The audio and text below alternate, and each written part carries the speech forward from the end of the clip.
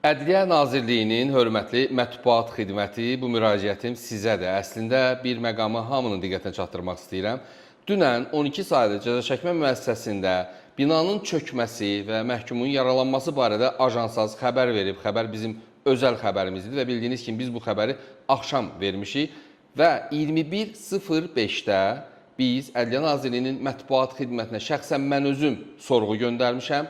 Və biz xəbəri verəndən sonra 22:12-də Mətbuat Xidməti rəhbəri mənim sorğuma cavab göndərir və biz o sorğunu dərc eləyənə qədər artıq bir çox qruplara, WhatsApp qruplara və yaxud da media ilə olan WhatsApp qrupuna bu xəbəri özlərinin təşəbbüsü ilə yayılmış xəbər kimi göndərir. Mən Mətbuat Xidmətinin diqqətinə çatdırmaq istəyirəm ki, siz dünən günorta saatlarında baş verən o hadisəni axşama qədər açıqlamayandan sonra, mənim sizə ünvanladığım sorğudan sonra açıqlayırsınızsa, onu ajansazın sorğusuna cavab kimi verməliydiniz. Bu bir mənalıdır.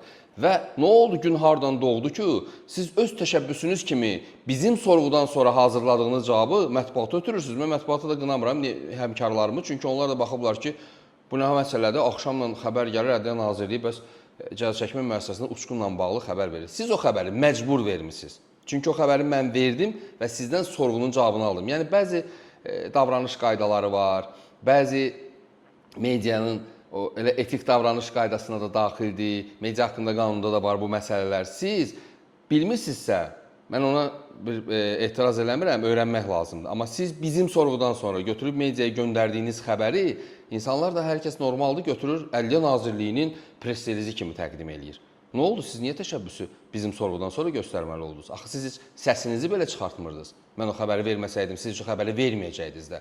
Və nə üçün siz bizim sorğudan aldığınız, məcbur olub verdiyiniz cavabı mediaya özünüzün təşəbbüsünüz kimi göndərirsiniz?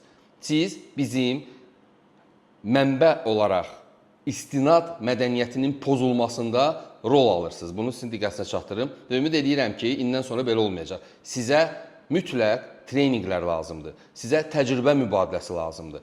Bunu öyrənin, ondan sonra belə addımlar atın. Çünki sizin ucbatınızdan bizim hazırladığımız xəbərin və bizə verdiyiniz cavabın yayımı bizə istinad edilmədən verilmişdi və bunun günahkarı da sizsiniz. Ümid edirəm ki, bir də belə bir şey olmayacaq. Bunu nəzərə almaq lazımdır.